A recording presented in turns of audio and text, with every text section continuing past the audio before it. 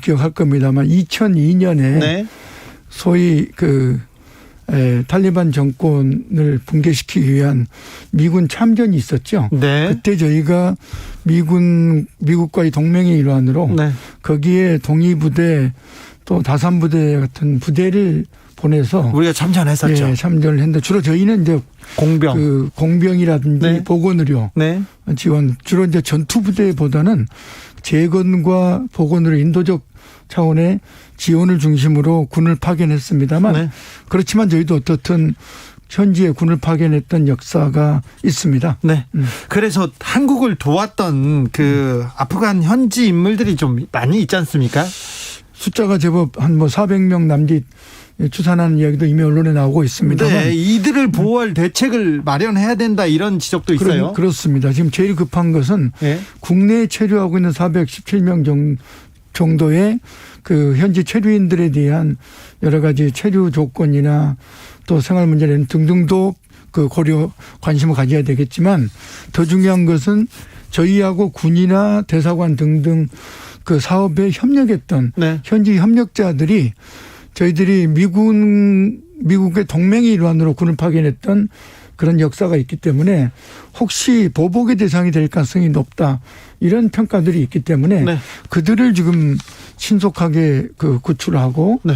지원하는 게 필요하다 이렇게 생각합니다. 아니 지금 현지에 고립됐을 텐데 이분들을 어떻게 현실적으로 데려옵니까? 지금 저희가 어떻게 보면 늦게 저희 대사관 네. 교민들이 제일 거의 마지막에 탈출했다고 보도도 나왔습니다만 네. 지금 카불 상황이 네. 특히 공항도 거의 통제가 돼서 네. 어제 같은 경우는 독일 등등 소위 유럽 국가들이 비행기를 보냈습니다만 네. 제대로 한 200명 규모로 목표로 갔다가 한 20명 몇 명 이런 정도밖에는 구출을 못한 채 자국으로 돌아왔던 저는 소식들이 들리거든요. 네. 즉 그러니까 지금 공항이 거의 유일한 탈출로인데 네.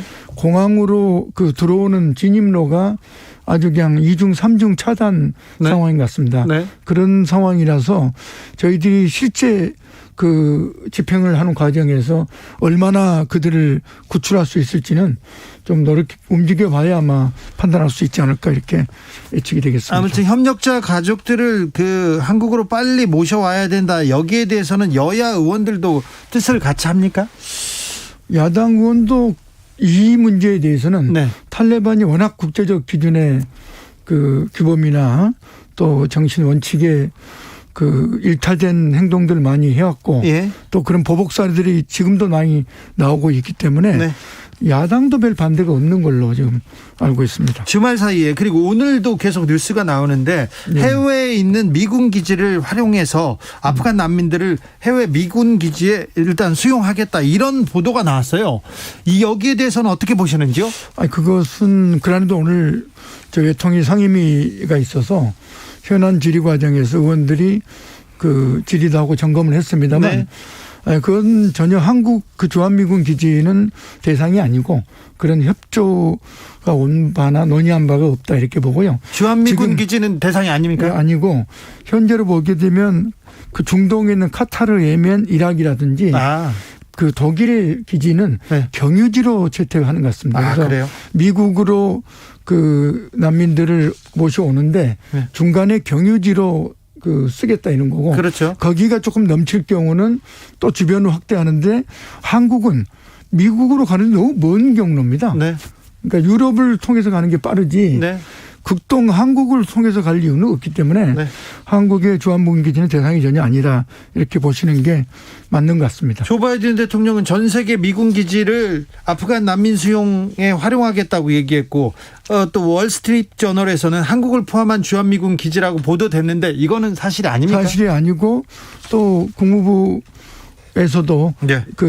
주한미군 기지는 아니다라는 이야기를 했다는 것도 보도가 전혀 상반된 보도에 나오는 혼란스럽긴 합니다만 네. 지금 아까 얘기한 중동과 유럽에 있는 4개의 기지를 중심으로 해서 네. 경위지로 쓸 계획이다라는 게 확인됐습니다. 예멘인 500여 명이 제주도에 입국해서 난민 지위 인정을 놓고 크게 논란이 된 적이 있습니다. 그런데 18년이죠. 네. 난민 이야기만 나오면 좀 반대 여론이 만만치 않습니다. 왜 하필이면 우리나라냐 이런 지적도 있는데 3225님 딴 거 몰라도 이슬람 종교를 가진 난민은 걸려야 합니다. 이런 지적에 대해서는 어떻게? 사실은 그때 갑작스럽게 제주도에 네. 그 말레이시아 쿠알라룸푸르 발음이 안 나오네. 네. 쿠알라룸푸르를 통해서 그게 이제 무비자거든요. 네. 제주도가 무비자라고 올 수 있기 때문에 거기를 통해서 570명이 한꺼번에 들어오면서 예. 이게 좀 쟁점이 된 바가 있습니다. 네. 그랬는데 그때 국내 그 여론 특히 그 청년들이라든지 여성들 또 기독교 쪽의 여론들이 무슬림에 대한 반대도 있지만 또 한편 테러리즘 예. 또 그 여성 차별 뭐 이런 문제들 때문에 좀 부정 여론이 꽤 높았습니다만 현지 그 당시 쟁점이 되다가 지금 그 뒤에 몇 달 뒤에 가라앉은 바가 네. 있고 또 현지에 정착을 그분이 잘 한 것 같습니다. 예, 예. 그래서 비록 그 난민 인정은 2명밖에 안 됐고 네. 대부분 인도적 체류 자격으로 네. 좀 어떻게 보면 우리로 보면 3기업종 같은 데서 네. 생활을 하고 있습니다만 대체로 주민들의 평가도 무난한 것 같습니다. 아니 그런데 그 주민들하고도 잘 섞여서 잘 살고 역할을 있습니다. 하고 있는데 왜 난민 인정은 그렇게 어려워요? 2명밖에 안 됩니까? 난민 암만 해도 저희가 그 이민족에 대한 그 뭐랄까 이 난민 수용에 대한 네. 국민 여론이 많이 안 좋은 부정적인 여론이 아직도 많고요. 네. 아마 그런 것들이 그 정부의 난민 그 심의에도 좀 영향을 미치고 있지 않나 이런 판단을 하고 있고요. 그 점이 예. 이제는 저희들이 선진국에 이미 선진국 반열을 얻었음이 확인도 됐지만 네. 지금 GDP로 보게 되면 세계 랭킹 10위단 얘기하지 않습니까? 네네. 그런 만큼 저희도 국제사회에 대한 보다 책임 있는 국가로서 이거에 대해서 보다 개방적이고 포용적 자세를 저희들이 정책적으로 가져야 될 필요가 있겠다 이런 생각을 해봅니다. 난민 수용에 대해서 그렇게 포용적인 자세를 가져야 된다 이렇게 얘기하면 항의 전화 막 받으시죠. 일부. 장혜영 의원도 난민 수용해야 된다 얘기했다가 욕설이 쏟아진다고 이렇게 하소연을 하시더라고요. 특히 좀 그 개신교 분들은 네. 좀 종교적인 그 관점에서 네. 우려와 걱정이 많은 것 같습니다. 네. 그리고 무려 100만 이상 한국에 무슬림 그 인구가 있다 이렇게 오해를 하는데 그건 전혀 사실이 아니거든요. 네. 현재는 보면 아마 외국인 노동자들까지 포함해서 20만 내외 정도를 추산하는데 네. 현재 이들이 체류하고 있는 소위 국민이나 인정받은 사람들은 6만 남짓이고 아직은 좀 통계가 부정확합니다만 18년에 한 6만 외국인 노동자까지 포함하면 한 20만 정도를 추산하는 것 같고요. 우리 사회에서는 매우 비중이 낮죠. 예. 조혜숙 님이 주 기자님 지금 아프가니스탄 난민 일부가 한국에 들어온 걸로 아는 사람이 있더라고요. 언론사들 제발 확정된 정확한 이야기만 기사로 써달라고 큰 소리 좀 내주세요 얘기하는데 그렇진 않죠. 아직 난민이 도착하진 않았습니다. 전혀 안 들어왔고요. 네.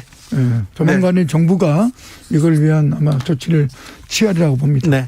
해외 국가들에서도 난민 수용을 두고 서로 다른 입장을 좀 보이고 있습니다. G7 정상회의가 내일 열린다고 24일 열린다고 하는데 국제사회에서는 어떤 노력을 해야 됩니까?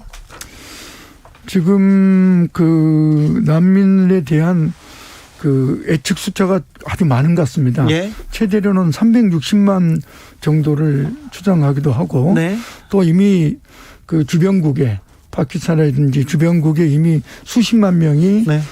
탈출해 있는 상황이기도 하죠. 네. 그리고 그 현재선 40만 이상의 난민이 발생해 있고 네. 각국들이 특히 그 아프간 전쟁과 직간접적으로 관계를 가졌던 주로 미국이나 유럽 네. 또 중동 국가들이 아주 관심을 갖고 적극적으로 난민 수용의 의사를 보이기도 합니다만 네. 그 상당한 국가들이 아주 많이 지금 수용하고 있는 실정입니다. 그래서 가령 터키라든지 그리스 같은 경우는 더 이상은 못 받겠다. 네네. 이미 수십만 네. 적어도 10만 정도를 수용했기 때문에 네.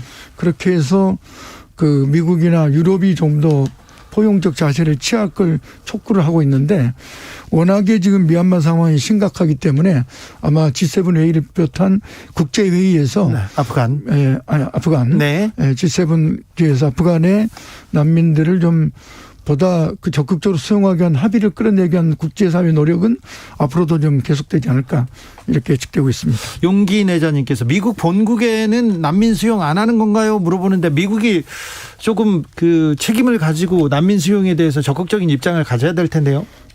미국도 적극적인 입장을 갖는 것 같습니다. 네. 그래서 최대한 우선 탈레반 그 정권과 협상을 통해서 네.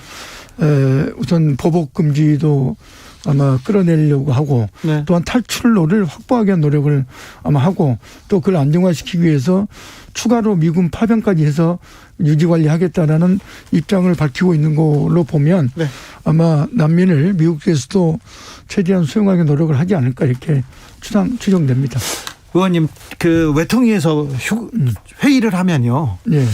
아프간 난민이 우리나라로 몇 명이나 들어올 수 있다 이런 예상치도 나옵니까? 외교부에서 그런 계산을 가지고 있습니까? 저희는 아마 그 아프간하고 한국은 아주 먼 거리에 있는 국가들이고 네. 아마 여기에 적응해 살기 아마 쉽지 않을 겁니다. 네. 그래서 현실적으로 와 있는 아프간 그 여러 가지 유학이라든지 네. 사업이나 와 있는 분도 400명대에 불과하고 네. 저희도 지금 협력자들도 한 400명 규모 추산하거든요. 네. 그래서 아마 저희들 지금 우리 외국인 체류자가 250만 시대입니다. 네. 인구의 5% 정도가 외국인 체류자 시대인데 네. 아마 그렇게 늘어나지는 않을 것 같다고 보이고요. 외통위에서 뭐 그런 논의를 상세하게 지금 하진 않았고 이제 시작이라고 보면 좋겠습니다. 아, 우리나라에 있는 지금 아프간 그 유학생이나 노동자가 한 400명 정도 됩니까? 그러니까 뭐 사업상 이유라든지 네. 유학 등등해서 400여 명밖에 되지 않습니다. 네. 빈슨 로즈님께서 안타깝다고 무조건 받다가 나중에 감당 못할 문제가 생기면 어떻게 합니까? 이렇게 얘기하는데 제도적으로 환경적으로 좀 난민을 받아들일 준비가 필요하겠습니다. 저희가 인구 밀도가 상당히 높긴 합니다만 네. 그럼에도 불구하고 뭐 수백 명 규모 뭐 이런 정도의 난민을 못 받아들일 정도의 국가적 사정은 아니다 이렇게 알겠습니다. 보여지고요. 네. 예, 아마 저희가 책임이 있는 관계이기 때문에 이런 아주 그 생명에 심각한 재난 상황에 놓여 있는 아프간의 여러 가지 우리와 관계 있는 협력자 난민들에 대해서는 포용적 자세를 저희가 갖출 필요가 있다고 생각합니다. 2335님께서 그저 우리끼리도 힘드니 우리만 잘 먹고 잘 살자는 생각은 전 세계 10대 경제 강국에 경제 대국에 걸맞지 않습니다. 좀 부끄럽습니다. 이렇게 얘기하셨습니다. 그렇죠. 말씀 잘 들었습니다. 지금까지 이용선 더불어민주당 의원이었습니다. 네, 고맙습니다. 태풍 오마이스 어디까지 와 있는지 KBS 1TV 뉴스 특보 잠시 듣고 오시겠습니다. 미리 점검하시고 바람이 많이 불 때는 외출을 삼가하시는 게 좋겠습니다.